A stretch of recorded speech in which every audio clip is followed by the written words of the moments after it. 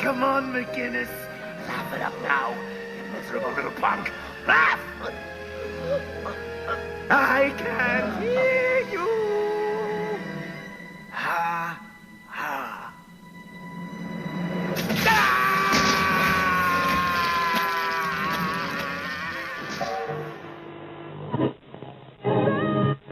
Correctly with the correct amount. D20 Radio, where gamers roll. www.d20radio.com.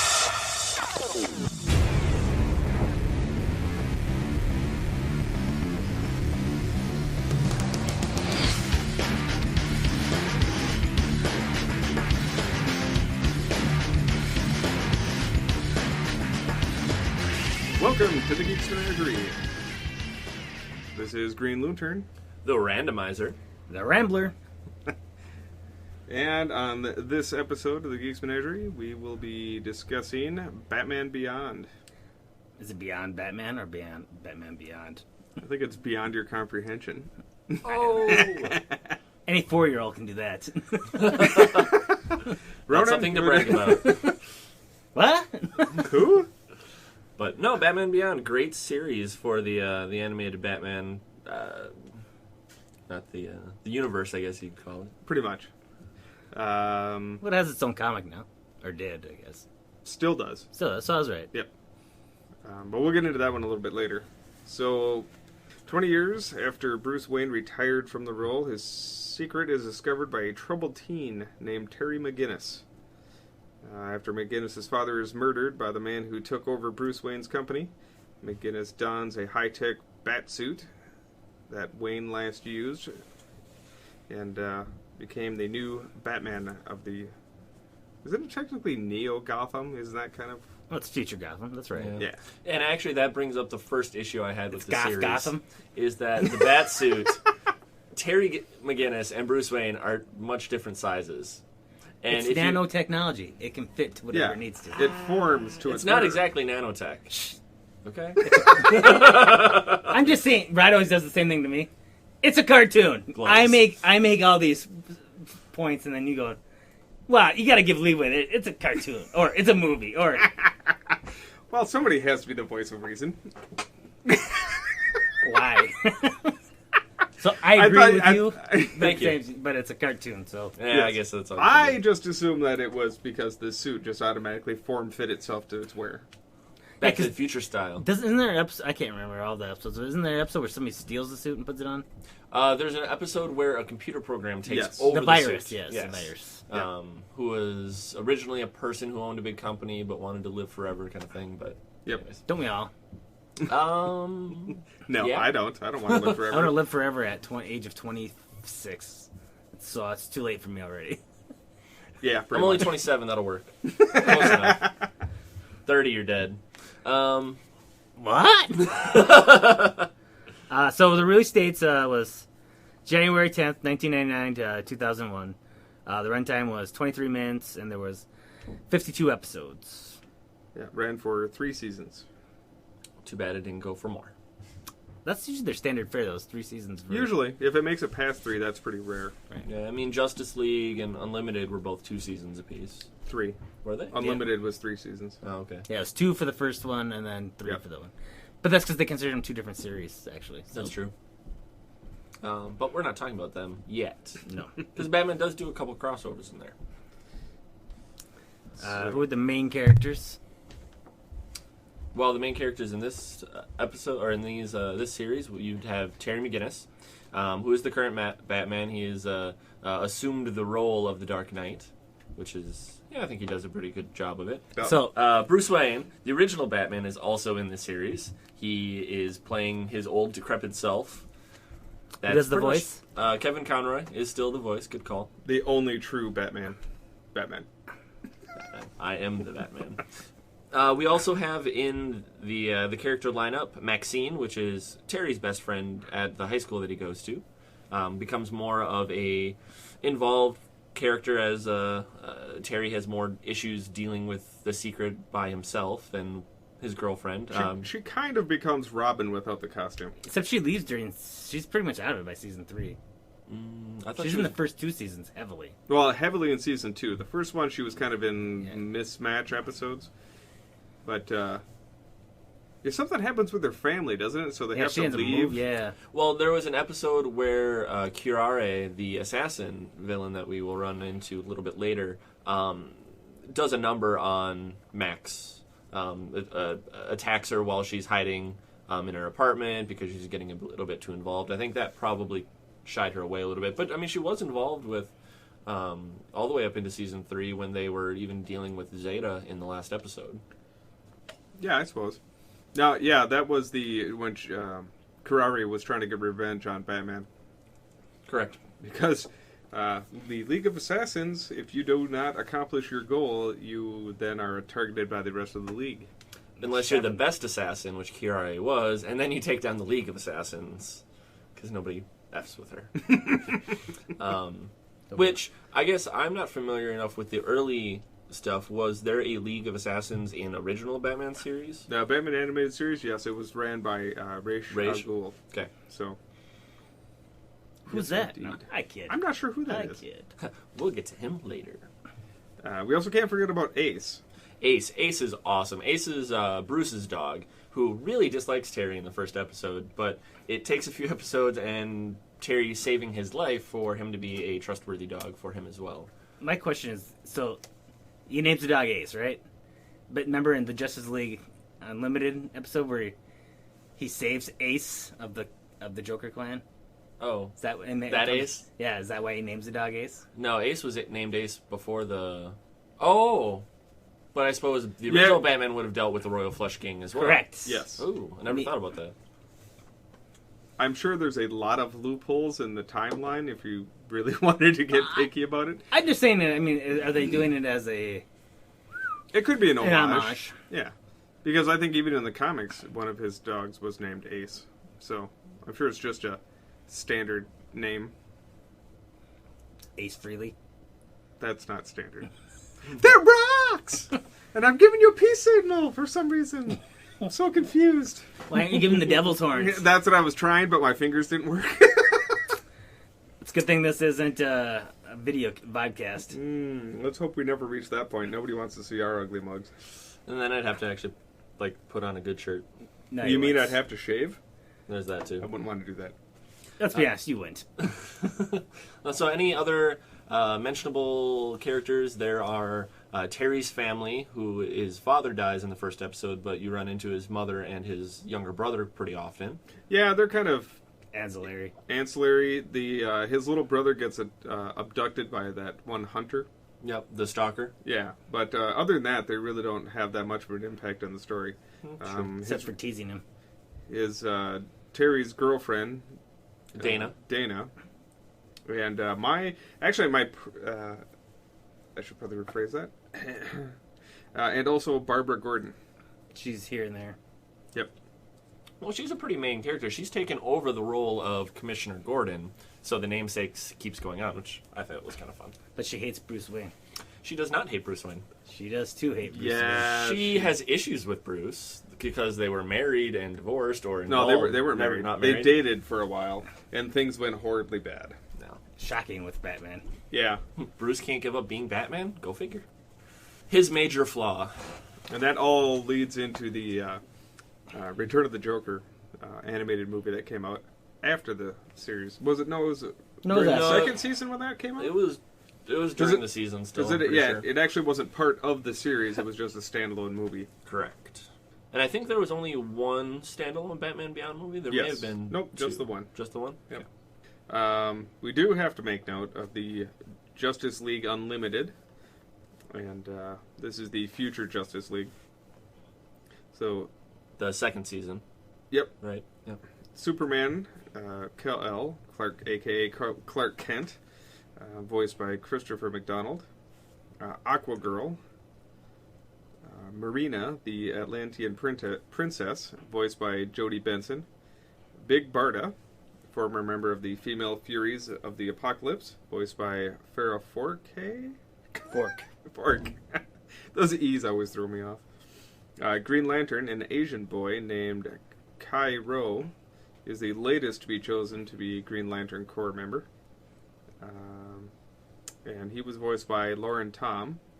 Micron, an African-American superhero who carries the legacy of Professor Ray Palmer, otherwise known as the Atom, voiced by Wayne Brady. Okay, side note, I never knew that. That is freaking awesome. Wayne Brady is a good actor, and I loved him on Whose Line Is It Anyways. I wish they would bring it back. They did bring it back.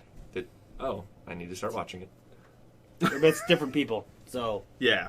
Okay. I think Wayne Brady's actually on it, though. Well, so is the tall guy. Yeah. They brought two of the people back. But it's hosted by a female. Okay. Well, Isn't it Aisha Taylor? Yes, that's who it is. Yeah. Yep. Who does the voice of Lana on Archer. Exactly. And then we have Warhawk, Rex Stewart, the son of two of the League's founding members. Spoiler alert. If you don't know this by now, Good point. yeah, you're out of luck. So Rex is the son of John Stewart, Green Lantern, and Shara Hall, Hawkgirl, and a successor of Carter Hall, Hawkman. Who is voiced by Peter Honorati. Close enough. And then we have some villains. First, we have Derek Powers, a ruthless businessman whose company Powers Technology merged with Wayne Enterprise years before. After accidentally being exposed to a biological weapon of his own making, Powers treated with extreme radiation and becomes a radioactive villain known as Blight. Which Batman Terry McGinnis caused. Yes. Yes. Yeah. It's voiced by Sherman Howard, who played Lex Luthor in Superboy. I actually like Derek, because after I watched a few of the episodes again, he gets completely Effed over by his insane. son? Well, his son, yeah, screws him over pretty Well, that's good. because he screwed his son over Yeah. in the beginning. True. So, what are you going to do? He's actually a pretty good villain, though. Yeah. Jokers, a violent street gang who dresses out and acts as the infamous Joker. However, unlike their supervillain they emulate, they are merely teenage delinquents who enjoy vandalism and petty crime. They're usually apprehended by Batman quite easily and serve as more of an irritation than a genuine threat. Yeah, I mean, they do a fair bit of disruption for him. I like when they steal the brand new military jet and go terrorizing throughout Gotham before they blow it up. But it just kind of goes to show you that they really don't care. They don't. They don't care about anything. Ink. Treated with the mutant gin, Ink has the ability to turn her body into the liquid. She's a Fury-Lance saboteur. She is shown to be vulnerable to immersion in water, which can disperse her substance and hampers her ability to reform. And freezing temperatures. Voiced by Shannon Kenny. Which are both times how he captured her. Correct. Well, they all have a weakness. I mean, that's True. like... Well, technically, the second time, they kill her. Because they disperse her too much, right? She was only in 3 episodes. In the 3rd episode, she died. Yeah, because they... Didn't they put her, like, in the ocean where she couldn't just... like? Well, her because she got frozen, something happened and her genetic code was starting to fall apart, so she couldn't form into her human shape. And then she'd gotten some chemicals, and you and I talked about this before. She used the guy that was Obsessed. was obsessed with her in the prison, and he's like, "I want to be like you." So he feeds her, or she feeds him this chemical, and he just becomes this gelatinous puddle. And he can't even move. Only like half the ability of actual Ink. Like, he's still able to kind of form himself, but he looks like a bubbly, gross mess. Yeah, and then in the end, he ends up getting the person that feeds him is some overweight, like, super fan. She's awesome. She's like, the last couple of months have been great. Thank you for letting me vent to you. And I know you can't talk, but I really appreciate you listening. Irony, because that's exactly what he did to Ink. Exactly. So, I mean, it's just kind of like justice. It's Full awesome. circle. Next was Spellbinder. Ira Billings is a bitter, underpaid psychologist at Terry's High School who commits crime using sophisticated virtual reality systems and knowledge of the human mind as Spellbinder. Voiced by John Cipher. Which I thought was a nice change of a villain. I mean, they were able to a little bit more implant the memories, and it made it a little bit more of a interesting villain than just somebody who smashes into walls and steals banks. What about the Lawnmower Man? Lawnmower Man? You've never seen that movie? That's basically what Spellbinder is based on. Yeah. Oh, nope. You need to see that movie. It's awesome. Pierce Brosnan. Yeah. So this kid is like an idiot, and they Yeah. put him in this virtual reality thing, and gets smarter. Oh.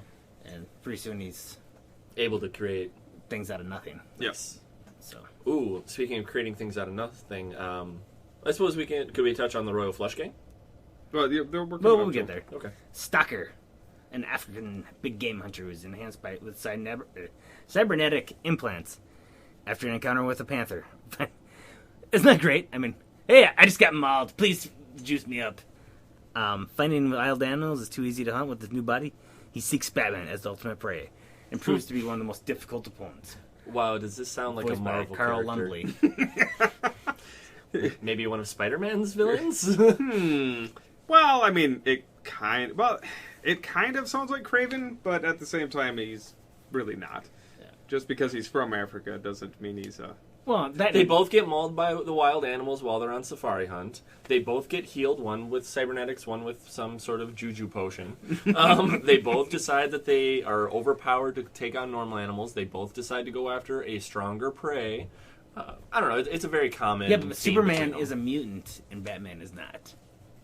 There are no mutants in DC. Nope, they're metas. But still, Batman's not a metahuman. No, he's not. No. He just has a really fancy suit. Yeah, so... Especially this Batman. Well, Well, let's face it. In Batman Beyond, if he didn't have an augmented suit, he would have died. Well, yes. yeah, no, there's later episodes like the epilogue episode where he doesn't have the suit, but he's still doing Batman-type things. Well, it's not to say that he hasn't been trained in some martial arts by the end of the series. I'm just saying, without that suit... He's not Bruce Wayne. Fair enough. But yeah. No, seriously, he's not. He didn't train his entire life to be a martial artist. Well, not just that. Bruce Wayne would even have problems. These are all cybernetically altered Yeah, humans. there's genetically spliced people that turn themselves into partial animals. Yeah, I mean, Yeah. just the You know? fact, the strength of these creatures that The are technology, the weapons. I mean, they've got exosuits that they're using in construction sites. You know? Giant mechs. That was a fun episode. Who wouldn't about- want to create or control a giant golem mech? Yeah. I'm pretty sure the side effect of being trapped inside of it wasn't really intended. He wasn't trapped inside. Yes, he was. Who? He learned to control it to the point where he became it. Yeah, and then he got fried, and he got sent to prison, juvenile hall. Right, And then he developed telekinetic powers. Yeah, but they never followed through on it. Yeah, they do. No, He's he got a doesn't. whole other episode No, he doesn't. where he's in the school, and he's thinking, everybody thinks that the school is haunted, and it's actually this kid from prison telekinetically going after the girl, Blade, I think was her name, maybe? Maybe. blonde. The blonde, yep. And he was going after the jock who had hurt him. He gets out because Terry says, well, he keeps going after these certain people who have these certain people hurt. He goes to the prison. He throws the glass of water at him, and he freezes it midair. You don't remember this? It was a great episode. That must be later in season 2. Yeah, he's bulked up. He spent all his time in prison working I remember out. now. Okay. Weasel, no. Wesley, no. I can't think of his freaking name. It wasn't, no. It doesn't matter. Yeah, but it was Yeah. that kid. Next, we have the Society of Assassins. Cure, a member of Society of Assassins, the very best. According to Bruce Wayne, Cure is at the time boss and FBI, who wields the sharpened scimitar. Ooh, that scimitar is awesome. Sharpened by lasers to a molecule point. Bing. Yep. After Batman foils her attempt to assassinate Gotham's DA, she ends up being a target by his society, resulting in Cure's ultimately killing every member of the Society of Assassins. Voiced by Melissa Disney. It's Carrare, by the way. QRA. Yeah. And I don't ever remember hearing her speak. No, she does later on. She Because, says like one word to Batman. yeah. Okay. She says a couple words, but nothing real major. And why is she blue? That's what I want to know. I mean, genetically enhanced again, are we thinking? Most Could be. likely. Or maybe she's just from a different part of the... I mean, this is the future, after all, so who knows if there aren't more alien species that have already... I don't think they talk ever about aliens on it. The only time you ever see Except for aliens Kal-El. are Justice League.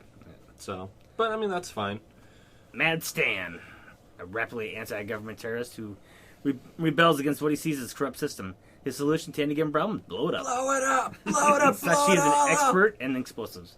Voiced by Henry Rollins. This is why I love this character. This character, Mad Stan by himself, is kind of a lame character, but the fact that Henry Rollins voiced him, He did a lot better job than when he did Kilowog. in the Green Lantern movie. He's not big enough to be Kilowog. When I think of Kilowog, I think of a big, heavy, deep voice. Yeah, like, what's his name? Michael Clark Duncan. Yes, thank you. I'm drawing blanks on names Nice. today. I can see Barry White doing it. You know, someone with a big, deep Michael Clark voice. Duncan is perfect for it. Agreed. Well, that because you think he's a big, strong guy in the first place. Though. Yep. Isaac Hayes could have did it. Just to that voice. He'd just be one, let's get it on. That's true. Mr. Freeze, the tragic villain, lives on as nothing but an immortal head preserved by Derek Powers. He's used as a test subject to attempt to clone a new body for Powers. However, Freeze's new body begins to get the same symptoms as his previous body. But after Powers scientists try to eliminate Freeze to study the problems, he seeks revenge, leading to a final battle with Derek Powers' alter ego, Blight, and Batman as well. Voiced by Michael and Sarah. I think Mr. Freeze's return to this series, I think he almost had to do it, and I'm glad they went the route they did. And the best part is, though, is it always reminded me of Futurama, because when you first see him, it's his head in a jar. Dun, dun, dun, dun, dun. We should do a Futurama one Dun, sometime, dun, too. dun, dun, dun. That'd be good. Yep. But no, great episode. I mean, it brought back a lot of validation from the original series, bringing in old villains, which they do later with Joker again. Yeah, it's in the movie, though. True. I mean, still same realm, though. Still Batman Beyond. Mr. Freeze himself has got an awesome upgrade to his suit. Thanks to Wayne Powers Industries. Pretty much. Well, no, it's something he said he had in cold storage Oh, for a that's long right. time. Yeah. He built it a long time ago before. Again, That's it. Mr. Freeze Cold pun. storage. Cold storage. And he does, like in most of the situations where we deal with Freeze, he does show himself as kind of a compassionate person, though very tainted by the fact that he is frozen. He sacrifices himself at the end of the episode to take down Blight and himself and just be done with the world. Yeah. Go spend time with his wife, I guess. Last but not least, Ra's al Ghul, living on by using a computer process to transfer his mind into the body of his own daughter, Talia. The seemingly immortal villain, Ra's intends to take over Bruce Wayne's body and gain control of Wayne Enterprise. Voiced again by David Warner and Olivia Hussey as Talia. Now, isn't it Raish? I think it depends on who you talk to. Okay. I always call him Ra's al Ghul. Other people call him Race or Ross. al Ghul. Raish. So I don't Yeah. really know what the exact I pronunciation know is. Talia corrects Terry McGinnis in the episode because he was like, "Oh yeah, that's one of his old bad guys from the way back when, Ra's al Ghul," and she corrects him, and I thought she said Raish, but that's okay. Funny episode, multiple reasons. I mean, the fact that Bruce kisses a man in a woman's body, but still, that's funny. Are we Kisses all his man old. trapped No, we're all a rat in a cage. That's right, true. Um, Aren't you just a lesbian trapped in a man's body? Interesting thought. Bruce gets to be young again, which is a fun turn of events because Terry starts to be getting a little bit more concerned that he's going to fall into the Robin role once Bruce gets back his strength, gets back his ability to be Batman. And he gets pretty far along in the process before he decides that it's unnatural and just says screw it. Well, I think that's another one of those episodes where you can kind of tell that Bruce is just kind of reliving the old days and then realizes, yeah, this isn't really what I want to do. I love he's just a cantankerous old man. It's awesome. Well, and then he gets even more decrepit in the episode where he goes to the future, the epilogue episode, where he's aged another, frickin' 10, 15 years, and he's trying to eat all these pills, and they fall on the floor, and Terry leaves them. Yeah, you're talking the crossover episode. Yeah, exactly. Yeah. I mean, that's super old Bruce. It is. I mean, I didn't know he... But he's still alive, and that's the best part. Yeah, Well, they'll Terry outlive them all. McGinnis is filled out. I know. Yeah. He's turned into Bruce Wayne's size. But the lady from Cadmus? Yes. I points love out- when she tells him tea. Exactly. Don't break my cups. They're from collector's edition. You can't get it anymore. And he says sorry. He feels bad. But he's pissed off because he's been lied to his entire life. And that's when she tells him that Bruce is technically the biological father. I mean, not that he slept with Terry's mom, but that they took Well, no, Bruce's they even DNA. they even say she even says that that was the world cannot exist. We cannot have a world without a Batman in it because he's the only thing that balances all the other superheroes in the world, mainly the Justice League. Because without Batman, they could have been the Justice Lords. Pretty much. Yeah, but Justice Lords have a Batman too. Yes, they do. But the theory was this was Cadmus's way of saying, as long as he's there, he will be able to maintain and control the Justice League. I do And like how once she makes fun of him. You're not as smart. Yeah. Yeah, He's like, you're good, but you're not as You smart don't as have his him. mind. Yeah. I also like the fact that when they were talking about how they collected Bruce's DNA, and they were like, yeah, well, he left it all over the place. That's not what I mean. Oh, Bruce is a whore. No, but I think I found it funny when they're doing that they didn't say. Remember, she says they were going to originally kill both his parents at a younger age. Yeah. They were hiring an fail. assassin to do it, and I'd like to know if that assassin ended up someplace else or who that was. No particular reason, but he had a kind of an interesting costume with his hood and the sharp blade that he was going to use. So, who was your favorite character, non-villain? Oh, we forgot one though. The Royal Flush Gang. I don't remember them being in the Batman Beyond. I remember them in. Oh yeah, they were. Oh yeah, in they were actually in. They were in 2 full episodes because I just got done watching them a couple of nights ago. He had a love interest with 10. With 10. Oh, that's in right. Multiple. I forgot about that. Yes. Yep. So, which was kind of bad because he does actually cheat on Dana with 10. It doesn't do anything with her. Yeah. He didn't even kiss her. Yeah, he did. Did Yeah, he? he does. Oh, yeah. He does. Kissing They make doesn't up pretty count, good. right? She spends a night at his house. Just saying. Oh, whoa, titty sprinkles. Calm down. I got an didn't say it evil was something I glare. was gonna do. I got an evil glare from the other side of the room. Whoa, she's turning red. Holy. And then Ace. We all need to leave now. Oh wait, no. Ace turned into a big giant Robot. mechanical. Robot. Yep, Ace is a robot. Jack has got his. Well, actually, they all have their flying cards, which are nice. Those Yep. I mean, it's a freaking magic carpet for. So easy to take them out, though. A single shot and they all explode. Yeah. Each one has a Hoverboards. magic rod or something that they use. No, the king has a sword. The queen has a scepter. And Jack, I thought, had his 2 pistols, right? No, the same thing that Michelangelo has. Size? No, they're not. Yeah, I think they are size.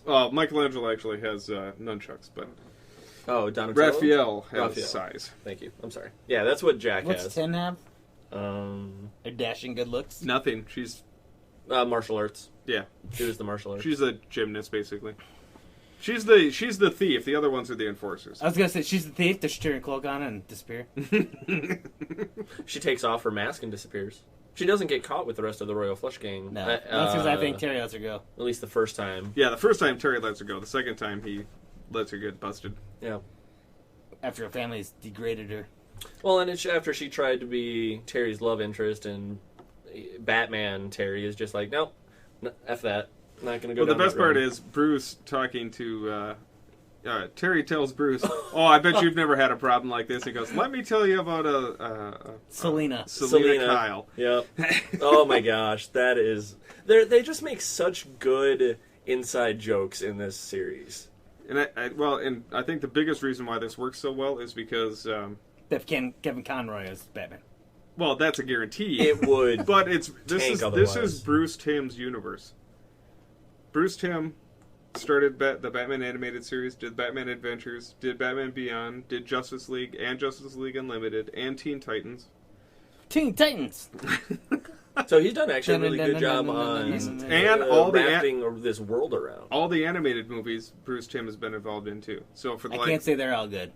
not all of them are great. None of but them are terrible. Let's put it this Okay. way: they're still 4,500 times better than most of the Marvel stuff that Agreed. Marvel's put Not out. disagreeing with you at all. Their stuff is junk. Yeah, the Not new true, Planet Hulk Spider-Man was awesome. stuff is horrible. Okay, one. I will give them one. Planet Hulk was good.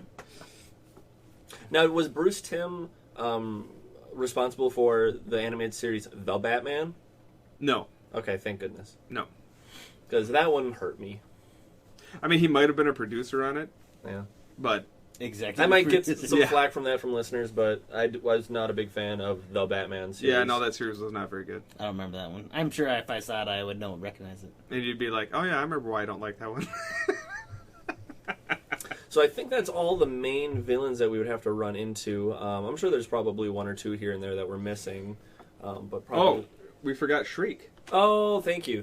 Oh, yeah, Shriek. the Yeah, the so, sound, the sound. He's in a lot of genius. Sound I shouldn't say engineer. loud. They're all in like 2 episodes. Yeah, They're in at least 2, maybe 3, and then they die or get sent to prison because they're deaf or insane or.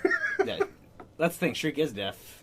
Yeah, thanks because to of Batman. Yep. Batman causes so many problems with his villains. He turns Powers into Blight. He turns Shriek deaf. He turns the I can't think of his name, but he was the one who was running the splicing. He turns him into a big giant Conglomerate of animals, right? Exactly, because he takes so many of those Yep. DNA packs. He also seriously messes up the guy that was selling slappers.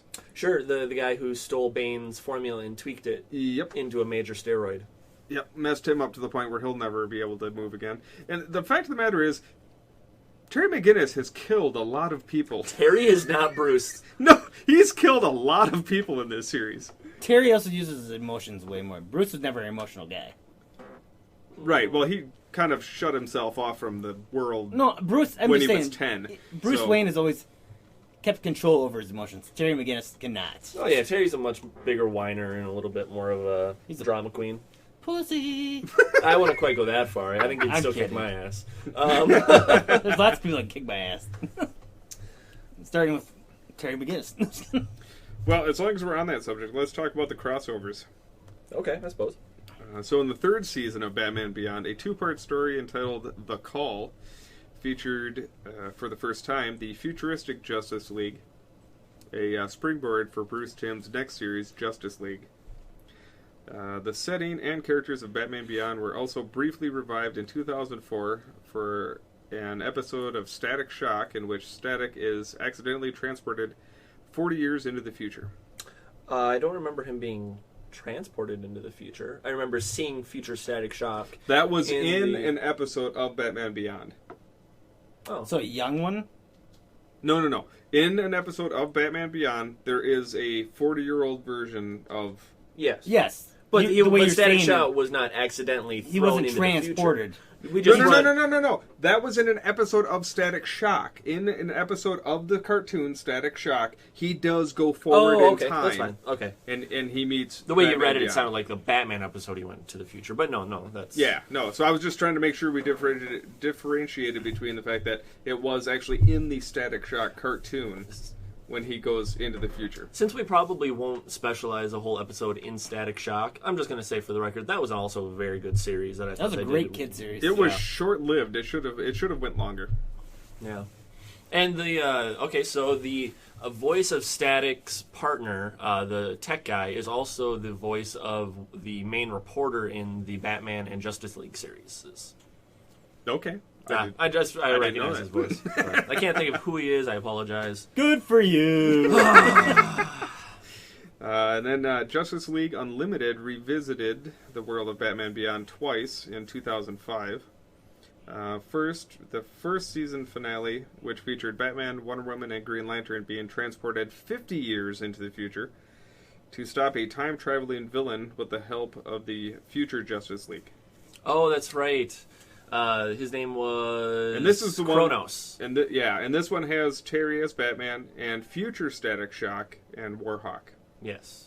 It also has the evil guy becomes good as a small child. One of Batman's main villains that's super smart. Oh, is it the Question? No. Villain. What? I mean, the Riddler? No. He's blue. He's a robot. I can't think of what they're called. I'm even drawing. So this happened in that future episode? Yeah, it's got he's a small kid. He's super smart. Small kid, super smart. Small kid, super smart. Unfortunately, I guess I'm blanking on it. He's the robot that always that's like a librarian and goes around the universe destroying them all. Brainiac? Yes, Brainiac. Brainiac 5. Oh, that's right. No, okay, you're thinking actually a different episode of I want to say that was actually a Justice League Unlimited episode where Supergirl gets transported into the future. Yes. And she runs into the future Justice League, which is got that is true. and Supergirl ends up staying there in the future. Yeah, And then there 'cause she because loves- she likes Brainiac.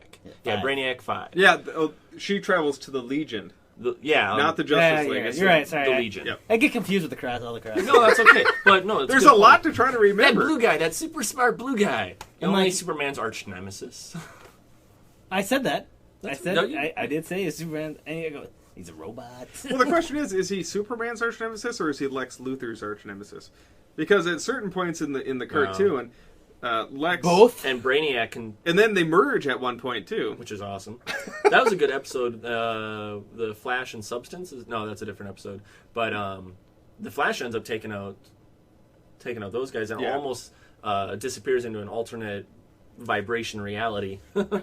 Yeah, he's going so fast. Everybody else is moving at the pace of snails. Yeah, I forget. Yep. A speed force is what he says he's being drawn by. Yep. So he gets tried to sucked into the Star Wars reality. Until Martian Man. No, the Speed Force is I know. completely different. At least it's not the cosmic treadmill. Cool. We'll get into that in a different episode. But no, so the crossover episodes worked really well. Terry was brought in to try to find the person that was hurting the Justice League because you find out that Clark Kent, Superman, was taken over by one of the creatures that he keeps in the Fortress of Solitude, a kind of starfishy creature that attaches onto him while he was feeding him, ends up taking over Superman for quite a long time, actually, which I think is pretty impressive that nobody noticed. Because he has time to breed a whole new species of these starfish things that he's going to release into the oceans, take over the planet, and Batman stops him. symbiotic creatures. Yep, and the Justice League, that's a classic Justice League villain. Symbiotics? That little starfish alien dude? Yeah. Oh, he's been in. Oh, yeah, the Justice League has fought them for, well, since the really early comics. Okay. So, And I It's did an not know easy that. villain to have. yeah. A starfish that doesn't talk. You don't have to pay voice actors. I'm like, no, I just meant, I meant even in the comics, it's easy because, hey, well, let's have our guys fight each other for now, for Yep. a little bit. Yep. And it worked really well. I mean, Terry was able to save, I think it was Superman first by electrocuting the starfish, and then Superman then went and laser-eyed everybody else to save them. Well, first they use green kryptonite to weaken Superman so they can electrocute the starfish. Yeah, exactly. Because Batman's the only one that carries around kryptonite. Well, because he's smart. Well, he doesn't even carry it around. I remember it was He does in the one behind- episode in Justice League where he's got it in his pocket. Thing. No, he gets it from Bruce. Batman is Bruce. Well, okay. Terry gets it from Bruce in the Batcave, where Bruce keeps it safe, hidden behind his suits on the wall in a super vault. I'm sure it's lined with lead, so Superman can't see it. But I mean, Bruce is not stupid. He knows that if Superman ever got it out of hand, somebody's got to be able to control him. I still find it funny that Superman can't see through just lead. Well, come on. If you're going to have one limitation, you might as well pick a lame one that weighs a lot. Okay, so lead and gold are right next to each other on the periodic table. They both have similar atomic weights. Isn't that what would prevent it seeing? But whatever, that's fine. We don't have to get into that. Listen, Darnell isn't here right now. Hey, I'm not going into alchemy, so just be glad about that. How come there was never the Alchemist as a villain? I think there was. No, there wasn't a Batman like the comics, old comics. Yeah. Who's your... Well, Well, hold sorry. on. We also have the last one, which is the second time occurred during the second season Which finale. we kind of hinted on before. Where Terry McGinnis' true origins is learned in the story meant to be the de facto series finale for Batman Beyond. Because I think originally, I read an interview, Bruce Timm said that story was supposed to be told in the Batman Beyond series, but they got canceled before they finished out the... I am drawing run. a blank now. Which episode is this? This is the one we just talked about? Earlier, the one where... What's her Terry name McGinnis from thing? Yeah. Cadmus? Talks Oh, to Terry okay, the about... epilogue episode. Yeah. Okay. I was like, this episode does not belong in Justice League. Because it was just in the future. And it was Batman. Old Batman. So what, who is your favorite non-villain? Cadmus. Cadmus? No. Well, do you consider the U.S. government a villain against Batman? Well, I consider... wait, I'm not going to say that online. On know. the list. No! Probably Bruce. I have to go Bruce. Oh, jeez. Now, Bruce is good. Because he's cantankerous. Yeah. And it's Kevin Conroy.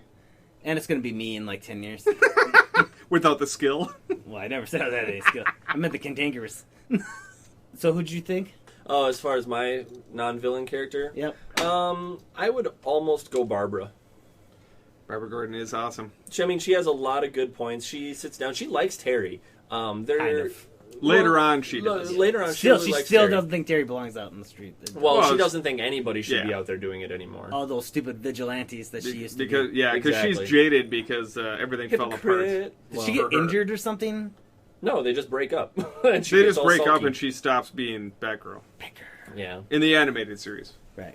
Yeah, but So- she they go out for pancakes and coffee. She tells a lot of stories about Bruce which I think is important for Terry's development to understand more about Bruce. Yeah, it definitely is. Well, that he's a douche. That Terry wants to figure that out. Well, right, and so in the Yeah, epilogue, but knowing his past, I think helps Terry figure out. his future. That's why Terry kills. Well, I mean, so the biggest thing I thought was in the epilogue episode where he breaks up with his long-term girlfriend, Dana, who he had dated since high school and now is like 10, 15 years older. So talk about a high school sweetheart. He ends up breaking up with her to protect her. He goes and talks to Barbara and the Cadmus person, and they're saying, you want to be different than Bruce. You want to have a better life than Bruce. Don't push away the people that you love. Yeah, doesn't go back and ask her to marry And her. then he goes back to Dana and he marries her. So I think that shows that he was not necessarily learning from Bruce's mistakes, but My question is, Bruce leave him all of his money when he dies? I would assume so. I would hope so. I mean, I don't know who else he would leave it to. He doesn't He's got technically nobody have else. any. Nah, he'd leave it to him. He'd leave most of it. He's a charitable guy, though. No, he would leave it to His- Batman. Well, no, he'd leave a lot of the money to charity, I think, also, though. He always has, like, orphanages. Yeah, but he's always doing that. His whole That's what I life, he said. was always doing That's that. what I said. I'm saying, I'm sure he would still, part of his company would still donate money to all the organizations, and whatever properties and X amount of cash would probably have gone to Terry for the cave. So then, who takes over Wayne Powers Enterprises? Whoever the next CEO is. Well, technically, Power's son took over. No, because Powers' son went to prison. Oh, Yeah, that's he right. did. So, whoever the next CEO is. Yeah, it's a whole corporate thing I at that suppose. point. I don't think Terry would ever get into Wayne. Well, no, he's not related, and he doesn't have any business experience. So Correct. He'd be an idiot. Yeah. Well, Bruce could have nominated him, and being a older, Yeah, I'm but sure he could have worked him in there. See, to me, that was the reason that the end of Tron 2 sucked, because the kid goes back and takes over the company. That's stupid. But we'll get that a different day. I love Tron 2, I just hate the ending. And there was a lot of other big companies in there. You ran into like Foxteca, who was in the first episode that Inc. was hired to take out as part of Sabotage. corporate espionage. so that Powers could buy them out. And then you remember back to the way back when, and Fox used to work for him. The Wayback Machine? The way back. The way back. He developed the Bat Tumbler. But, Oh God! Do not tie that stupid No, thing. we're not gonna go in there? You're gonna ruin the animated universe by adding that stupid vehicle in. Anyway, so who's your favorite villain? Joker's gang. Just because they're all stupid kids. You? God, there's so many. I know which one yours is. Just pick her. It's got to be Ink. Yeah. Even though she dies, she's still the coolest villain, I think. She's good. Mine would probably fall between the Royal Flush Gang as a whole and Blight. I mean, he did kill Terry's father. So I thought you were gonna say Shriek. yeah, Shriek is good. I thought for sure you were going to say Kirari, because she is an assassin. We don't know each other as well as we thought. I really like the Stalker. I like Kirari, and I liked Ink. So technically, those are my three that tie for the best villains. Can we just say that they have an awesome set of villains for Batman Beyond? I mean, even the gang of the four kids, the four street gang members that went to the doctor and had them genetically engineer the nanotech into them, so they had the whips, and so they had the body armor, so they had the saws coming out of his elbows and knees. You remember these guys? Yeah, April yeah. Moon, I believe, was the episode, because that was the key word that the doctor put in there to self-destruct them if need be. That was a good episode. And then at the end of the episode, the doctor, who gets kidnapped again by the only remaining member of the gang, still thinks that his April is in love with him, and it was a huge scam, and the doctor knows that his wife doesn't love him anymore, and this guy is willingly letting the doctor put him under the knife. I don't think we're ever going to see that guy again. No. I think the Doctor killed him. But that was That's fun. what I would want that. That's how they left it. Like, he's not coming back. So I also like the homage type episodes. Do you remember the one where they had the Fantastic Three? Okay. Where it was a convenient accident that caused these three scientists to get powers, and one looked like a magma version of The Thing. The Invisible Girl was actually a vaporous. She was an ice person, so that combined Johnny Storm with the Invisible Woman, except opposite, because he wasn't fire. It was... Well, okay, no, so they had the Johnny Storm part with the Molten, so they combined Johnny Storm and the Thing and made that guy. Yeah, you can look at it any way you want. Basically, they took the Fantastic Four and just put them into... 3. They had the 2D man. Yep. Mr. Fantastic. Who was literally a giant stretchy tapeworm. And Terry kills all 3 of them. Again, death by Terry. And then, of course, Terry conveniently blames it on the Doctor that created them in the first place. Well, okay, so they were going to die either way. Because if the Doctor went to make them into superpowers, Terry wouldn't ever have to kill him. That is the Doctor's fault. And their biological DNA structure was falling apart. They were going to die anyways. Well, technically, yes, they were going to die. But the fact that they actually show him kill 2 of them. 3 of them, actually. Mm. So, yeah. Anyway. So there was one good homage episode. Were there other ones? Go with the Mr. Freeze, anything that brings back old villains. Yep. Yeah, that's true. Homage to the original Joker episode. Or the original Joker villain, if we want to touch base on that. The original Joker villain? The original Joker villain coming back to the Batman Beyond movie? series in the movie. Right. So he takes over, I believe it was Tim Drake. Yeah. His body, because way back when, in the Batman episode, when Tim Drake was taken hostage by the Joker and put in that machine or whatever. I was hoping we could do an episode on that one. We'll get back to it, but the Joker comes back. It's pretty awesome. Don't spoil Tell the your whole thing. friends. We want to spoil that for everybody later when we go through the whole movie. Mark Hamill.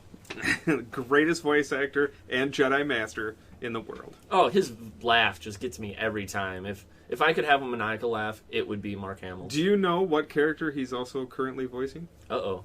Some stupid thing from the Rigby and... Hey, it's regular show, and he plays the voice of Skip. Skips. From what? Regular show? Cartoon Haven't Network? saw. No. You guys don't know what you're missing.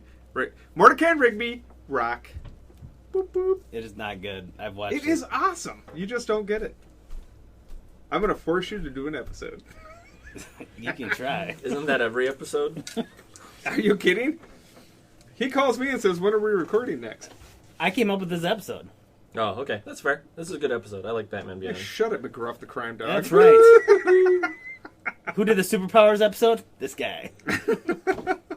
All right, so you had posed the question earlier. What do you think the differences are, or best differences are, or any sort of differences between Terry and Bruce? The big thing is Bruce is smarter, and Terry is more emotional. And obviously Terry kills, and Bruce would never do that. Yeah, well, he never killed with a gun. He would never kill on purpose. Well, I don't actually. I've read a lot of Batman stuff, and I guess I've never seen him kill. He always takes him to Arkham. Yep, that's the thing. Terry does not. Yeah.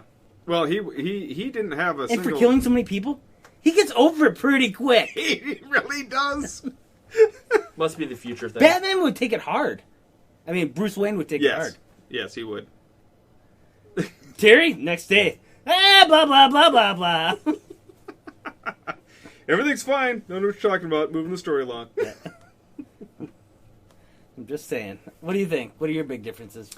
Well, between them, I mean, Terry's young, Bruce is old. I mean, that's a pretty big one. Well, thanks, Captain Obvious. We're talking from when they're both Batman. Well, Terry is, I agree. I mean, he was more emotional.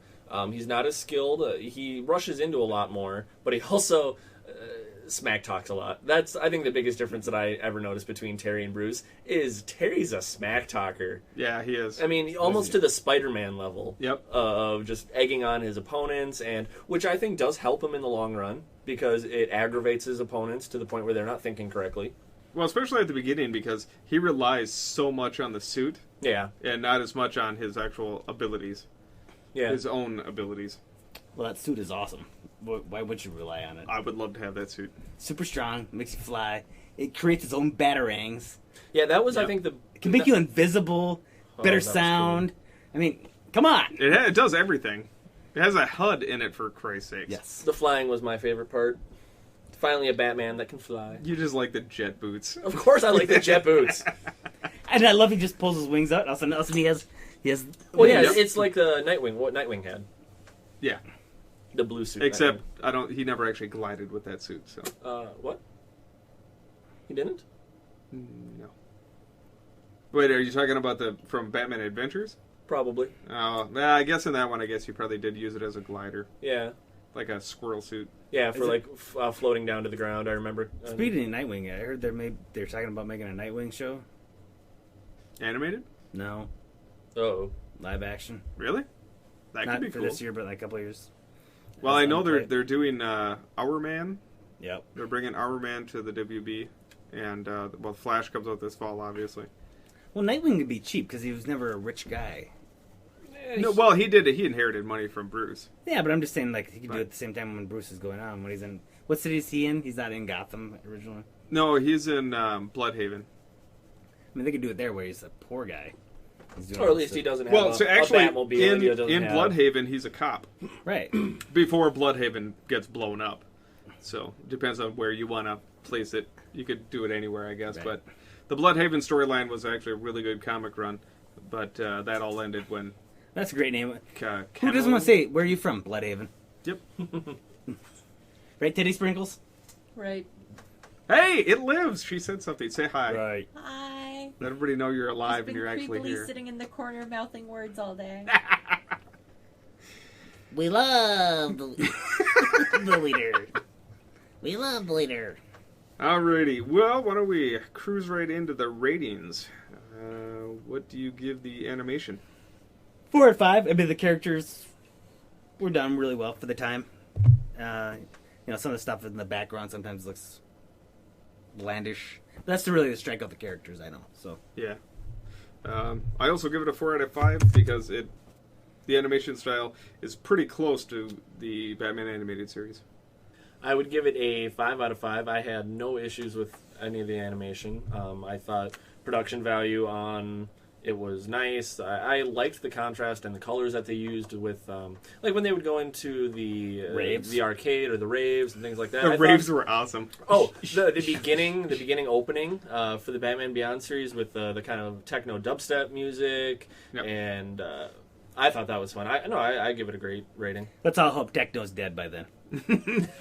I don't mind techno. It'll be something else. Oh, that's the cliche techno. There's a lot better stuff than that out there. You just like Lords of Acid. Yeah, well, that's true. I must increase my bust. Well, that's one decent song. It's not the best song they've ever done, but... No, they've done some other ones. What about the story? I give it a 4 out of 5. It's not like it's one continuous story, so it's hard to give it... That's more based on individual episodes. So I give it a 5 out of 5, and I guess I kind of disagree with you because the entire series, including the episodes that were in Justice League, kind of tie the entire story together because it shows his growth from the beginning to the end. So no matter what, you still kind of get this whole timeline. So the overall picture of how the series ended, I think, is why I give it a 5 out of 5. The whole thing kind of tied itself together by the end. Yeah. I'd give it a 5 out of 5. I thought the stories were good, the villains were good, the way they approached certain themes for creating his personality, I thought was nice. Mm-hmm. The way that they built up Terry as a good person, and yeah, the way that you were good talking person about. Had been wronged. Yeah, well, happens to a lot of who and hasn't? superheroes. And then yeah, the way they tie it all together with the other stories, I thought they did a very good job. And what about character development? I gave it a 4 out of 5. I thought they did a good job of Terry and growing as the series went on. But Bruce even grows a little bit to love Terry, kind of in his own Bruce Wayne type way. Yeah, in whatever way Bruce can do it. Right. His old cantankerous heart of black heart away. He's got a fake heart, I'm sure. No, I think that's what he's taking all those pills. No, he's taking heart pills. I suppose. Yeah. I give it a 4 out of 5. for pretty much the same reasons you're saying, but also because the ancillary characters actually develop, like Max.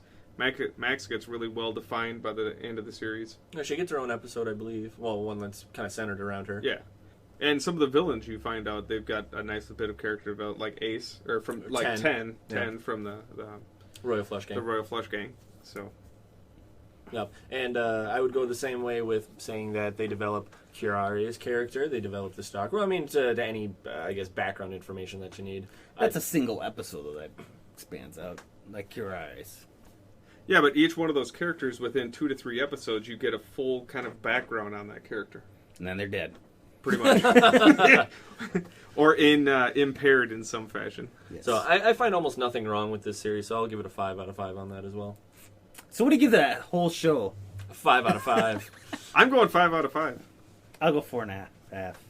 Just because you're a cantankerous old bastard. See, my problem is this is probably At least I admit my it. favorite, and I can't watch it anymore because I've seen them so often that I know the episodes by heart. But the nice thing is, I haven't actually watched these in probably 5 or 6 years. So watching them on Netflix now has been kind of fun to rewatch all of them. I think I'm halfway through season 2 again. Well, I had remembered legally downloading them a number of years ago, and because I owned the copies, and watching them all the time.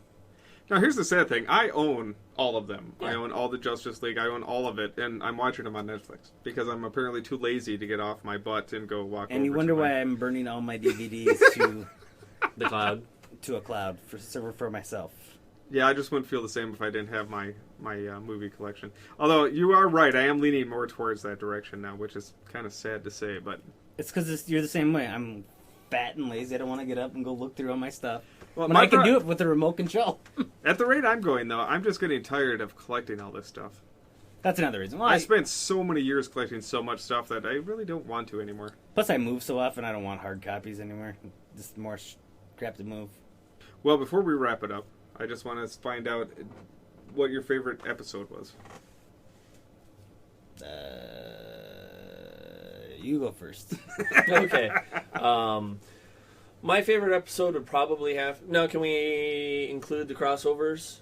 No, it has to be Just straight Batman Beyond Batman episodes. Beyond alone. Mine would probably fall into the last season. It would be The Call. Call 1 and Part 2. Okay. Where he gets to go and deal with the starfishies. I'm going to go technically on this one, which would have to be the Shriek episode. The first time you meet Shriek, Sure. they do this beautiful scene, and I just love it. He has the ability to literally cancel sound within a certain radius. So he's fighting Terry, and he turns this little dial, and everything goes dead silent. In his headset, at least. No, the entire entire world, episode yeah. goes quiet. The whole region around him goes quiet. Terry can't hear anything. He can't hear the machinery in the factory.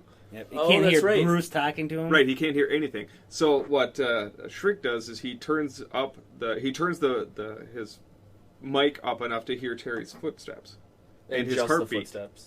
So he can hear where Terry is, and he uses sound waves to attack him in different spots. And then, so the scene is literally dead silent for probably, God, I don't know, It's like 2 or 3 minutes of Well, straight it's- silence. straight silence is probably 30 seconds to a minute, and then they just put this kind of creepy soundtrack in the background. You know, which was just this kind of like pseudo creepy but yet upbeat little tone to kind of highlight the fact that they were still in a fight. But that was really faint in the background until Batman throws his batarang and blows up the device on his hand. And makes Shriek go deaf. No, yeah. that's Yes. the second episode of Nope. that. No, that was that one. In the second episode, where he's got the tuning fork made out of the building, yeah. that's actually what ends up killing him. Yeah. It's because he takes off his helmet and his hearing apparatus, and Terry can't tell It's not him that that he's the deaf, building it's- is falling. He hears a non-stop noise. It's a ringing. Yeah, ringing. Yeah. I mean, but it's still... It's the William Shatner effect. Am I blue? He has that. He's got a constant ringing in his ear. Oh, that sucks. Yeah. Goodness. Goodness. But yeah, so that was so technically that was by far the coolest episode. There's a lot of really good I think my ones. favorite is the very first one where you see Bruce get knifed and in pain Oh yeah, I forgot about that. wearing the suit. And he actually pulls the gun Yep. and nearly shoots the guy. Yep. and then collapses outside the building. To me, I think it's my favorite episode. When he shuts everything down, and then you see the city just go to hell. Yep. Yep, pretty much. With no Batman, Gotham goes to the thugs. Yeah, he was always right. What a good episode.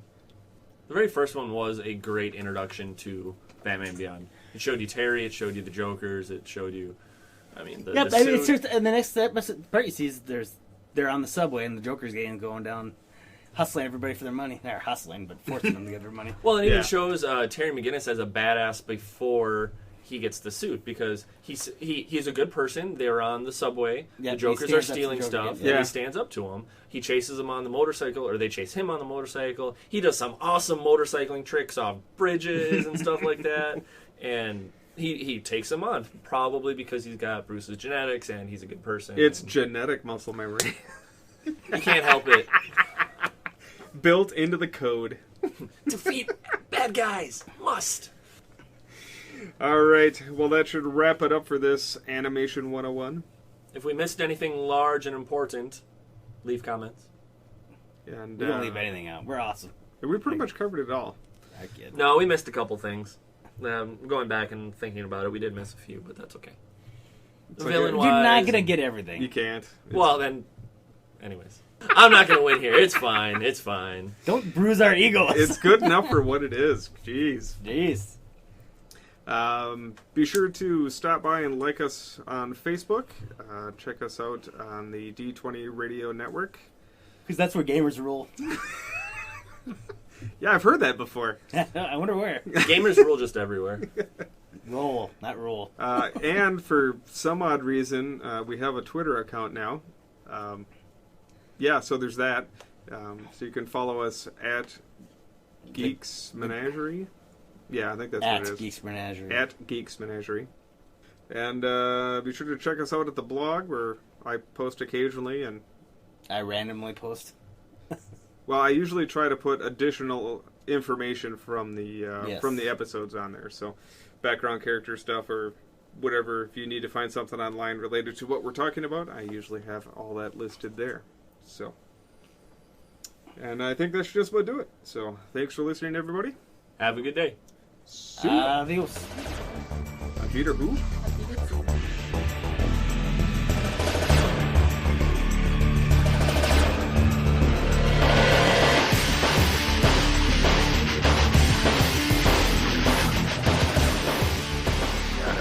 Shut up! I mean, joy buzzers, squirting flowers, lame. Where's the A material? Make a face, drop your pants, something.